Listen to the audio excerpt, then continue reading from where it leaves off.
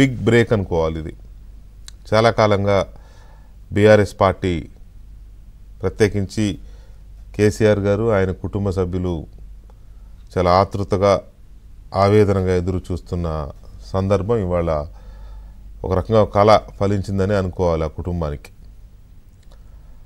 దాదాపు 164 రోజుల క్రితం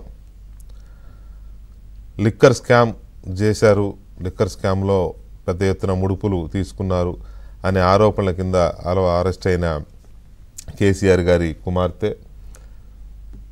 ఎమ్మెల్సీ కల్వకుంట్ల కవిత ఇవాళ బెయిల్ సాధించగలిగారు మొత్తానికి సుప్రీంకోర్టులో.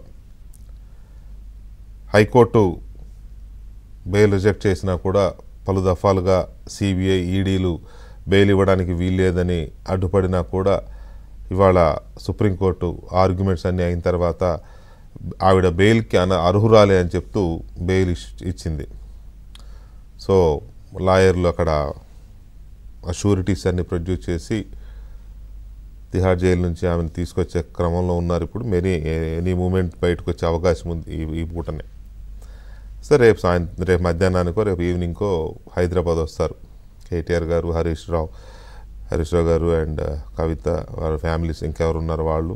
ఇక్కడ నుంచి వాళ్ళు ఒక 20 మంది ఎమ్మెల్యేలు కూడా వెళ్ళారు అక్కడ.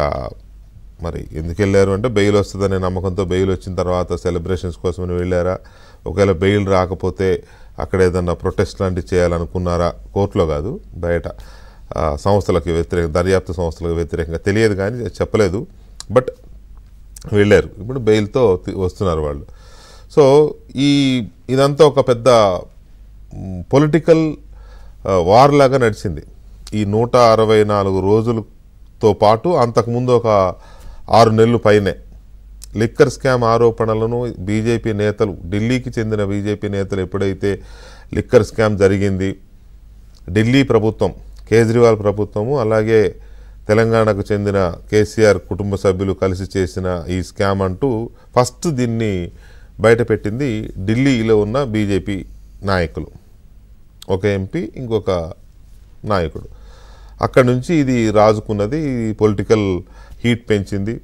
ఆ తర్వాత సిబిఐ వాళ్ళు రావడం, ఈడీ వాళ్ళు రావడం, పలు దఫాలుగా కవితను ఆమె ఇంట్లోనే విచారించడం, తర్వాత ఢిల్లీకి రమ్మనడం, అక్కడ 2-3 సార్లు విచారణకు పిలిచి ఇక ఆ తర్వాత మళ్ళీ ఇక్కడికి వచ్చి ఇంటికి వచ్చి ఇక్కడ ఇంటి దగ్గర అరెస్ట్ చేయడం, ఇదంతా ఒక సీరియస్ క్రమంలోనే జరిగింది. అయితే దీని చుట్టూ ఇప్పుడు రాజకీయ ఇదిగానే ఉంది మొదటి నుంచి కూడా. ఇది పొలిటికల్ మోటివ్ ఉన్న కేసు, ఇది రాజకీయ ఉద్దేశంతో, కక్ష సాధింపుతో,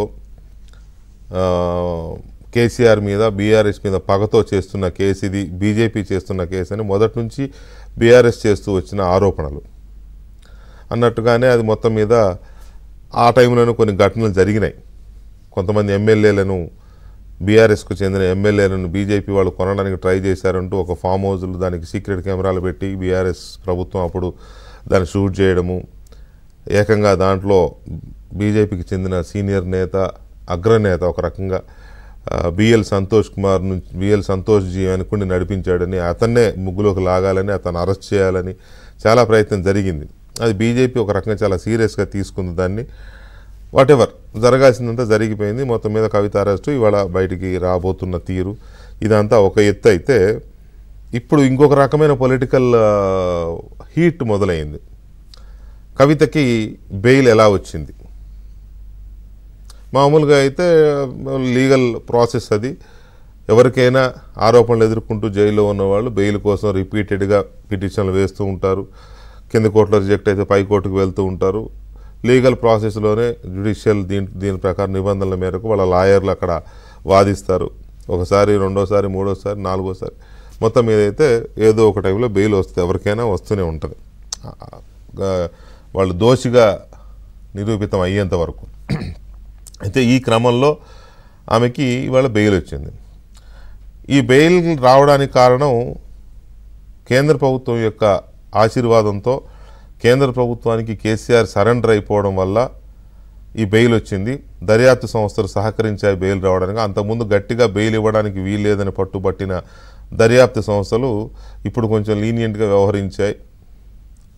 ఏదో వాదనలు అనే తరహాలో తప్ప పెద్దగా పట్టుబట్టలేదు బెయిల్ ఇవ్వొద్దని అనేది ఇప్పుడు కాంగ్రెస్ పార్టీతో పాటు బీఆర్ఎస్ ప్రత్యర్థులు ఇంకెవరున్నారో వాళ్ళు చేస్తున్న ఆరోపణ వాదన.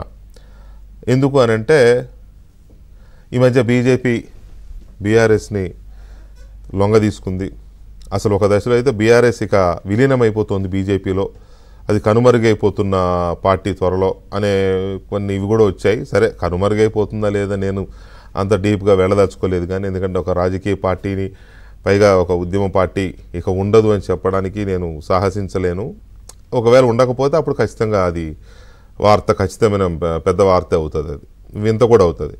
అయితే ఏదో జరిగింది, బీజేపీకి బీఆర్ఎస్కి మధ్య కొన్ని ఒప్పందాలు జరిగాయి. అది రాజకీయ ఒప్పందాలు, పొత్తులా లేకపోతే ఇంకోటా పక్కన పెడితే ఒప్పందాలు అయితే జరిగాయనే బలమైన ఆర్గ్యుమెంట్ అయితే పొలిటికల్ కారిడార్స్లో ఉన్నది.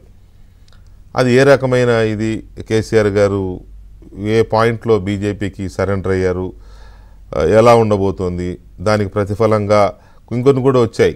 కవితకు బెయిలుతో పాటు కేటీఆర్కి కేంద్ర మంత్రి, హరీష్ రావు ఏమో ఇక్కడ ఉమ్మడి ప్రతిపక్ష నేతగా ఉండేలాగా, కేసీఆర్ గారికి ఏదో గవర్నర్ అని, ఇట్లా రకరకాల ఇవన్నీ వార్తలు అయితే వచ్చినాయి. మరి అందులో నిజాలు ఎంత పక్కన పెడితే ఒక లాజికల్ ఆర్గ్యుమెంట్సే వచ్చినాయి బయటికి. సో ఇది ఒక ఆస్పెక్ట్. లేదు ఇది కాంగ్రెస్ను బీఆర్ఎస్ కలిసి ఆడిన డ్రామా, వీళ్ళిద్దరు కలిసి సాధించుకున్న బెయిల్ అని బీజేపీ కేంద్ర మంత్రి బండి సంజయ్ ఒక ట్వీట్ చేశారు. ఎందుకంటే కవిత తరపున కేసు ఆర్గ్యూ చేసిన ఎమ్మెల్యే ఆయన అభిషేక్ సింఘ్వి, ఆయనకి ఇప్పుడు తెలంగాణ నుంచే రాజ్యసభ ఇచ్చారు. ఇదంతా మంచిగా కేసీఆర్ ఆడిన రాజకీయ చతురత ఇది.